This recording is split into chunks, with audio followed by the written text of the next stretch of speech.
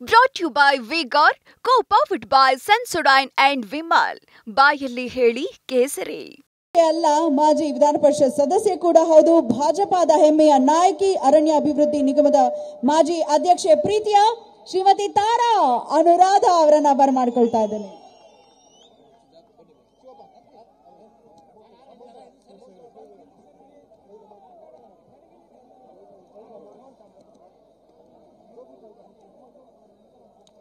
बोलो भारत माता की जय श्री राम.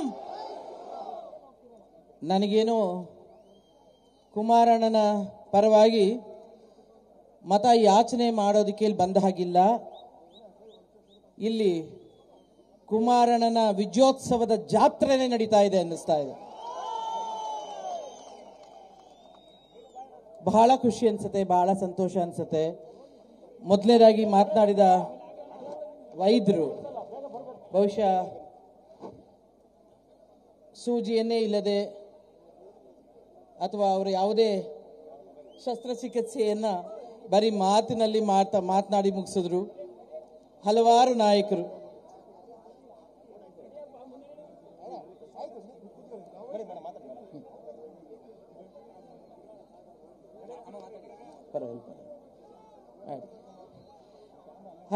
ನಾಯಕರು ಇಲ್ಲಿನ ಚುನಾವಣೆ ನಡೆಯುತ್ತಿರುವ ಪರಿಸ್ಥಿತಿ, ಚುನಾವಣೆಯಲ್ಲಿ ಕುಮಾರಣ್ಣ ಯಾಕೆ ಅನ್ನೋದಕ್ಕೆ ಉತ್ತರವನ್ನ ಚೆನ್ನಾಗಿ ಕೊಟ್ಟಿದ್ದಾರೆ. ಬಹಳಷ್ಟು ಜನಕ್ಕೆ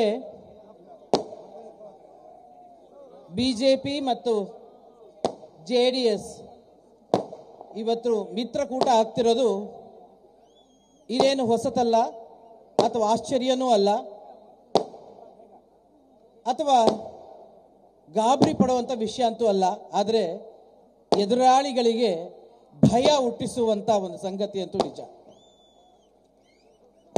ಯಾಕೆ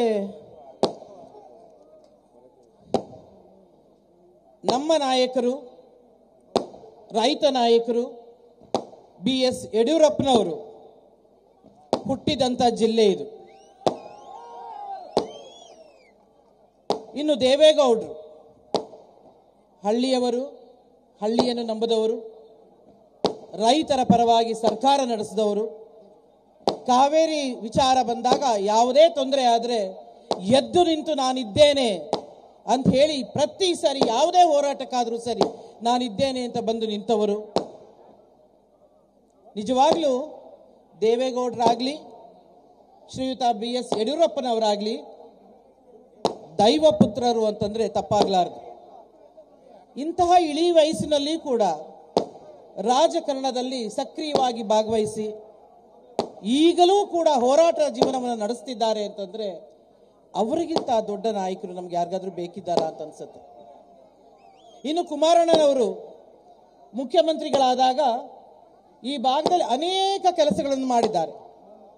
ಮುಖ್ಯಮಂತ್ರಿಗಳಾದಾಗ ಮೊದಲನೇದಾಗಿ ರೈತರ ಸಾಲ ಮನ್ನಾ ಮಾಡಿದ್ದಾರೆ, ಲಾಟ್ರಿನ ಬಂದ್ ಮಾಡಿದ್ದಾರೆ, ಸೇಂದಿನ ಬಂದ್ ಮಾಡಿದ್ದಾರೆ, ಜೂನಿಯರ್ ಕಾಲೇಜು, ಮೆಡಿಕಲ್ ಕಾಲೇಜು, ವಿದ್ಯುತ್ ಸಬ್ ಡಿವಿಷನ್ಗಳು, engineer college, KR engineer college ನಾರಾಯಣಗೌಡ್ರು ಅಲ್ವೇ ಕುಮಾರಣ್ಣನ ಕಾಲದಲ್ಲಿ ಆಗಿದ್ದದಲ್ಲ.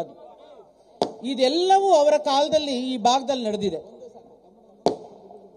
ಈ ಭಾಗದಲ್ಲಿ ಇಂತಹ ನಾಯಕನಿಗಿಂತ ಬೇರೊಬ್ಬ ನಾಯಕ ನಿಂತ್ರೆ ಅದು ಎಷ್ಟು ಸಮಂಜಸ ಆಗುತ್ತದೆ?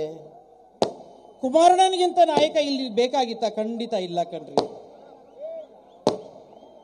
ಹಾಗೆ ಹಲವಾರು ಜನರು ಈಗಿನ ರಾಜ್ಯ ಸರ್ಕಾರದ ಬಗ್ಗೆ ಮಾತನಾಡ್ತಾ ಬಂದ್ರು.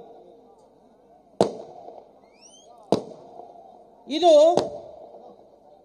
ಪಂಚಾಯಿತಿ ಚುನಾವಣೆ ಅಲ್ಲ, ವಿಧಾನಸಭೆಗೆ ನಡೆಯುತ್ತಿರುವ ಚುನಾವಣೆ ಅಲ್ಲ, ಇದು ದೇಶದ ಚುನಾವಣೆ, ರಾಷ್ಟ್ರದ ಚುನಾವಣೆ.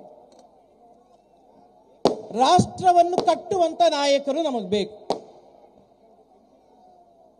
ಇನ್ನು ನಮ್ಮ ರಾಜ್ಯ ಸರ್ಕಾರ ಹಲವಾರು ಗ್ಯಾರಂಟಿಗಳನ್ನ, ಅದರಲ್ಲೂ ಬಸ್ಸು ಆಗಲಿ, 2,000 ರೂಪಾಯಿ ಆಗಲಿ, ಇದಾಗಲಿ ಅದಾಗಲಿ ಏನೇನೋ ಕೊಡ್ತಾ ಇದ್ದಾರೆ. ಆದರೆ ನಾವು ರಾಷ್ಟ್ರ ಚುನಾವಣೆ ನಡೆಯುತ್ತಿರುವ ಈ ಸಂದರ್ಭದಲ್ಲಿ ನಾವು ಯಾವುದೇ ಗ್ಯಾರಂಟಿಯನ್ನ ನಿಲ್ಲಿಸೋದಿಲ್ಲ ಅಂತ ಹೇಳಕ್ ಬಂದಿದ್ದೇವೆ.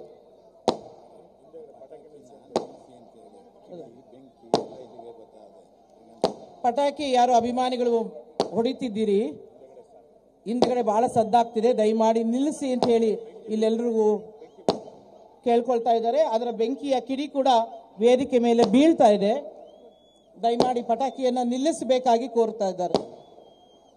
Brought to you by Vigor, co-powered by Sensodyne and Vimal. ಬಾಯಲ್ಲಿ ಹೇಳಿ ಕೇಸರಿ.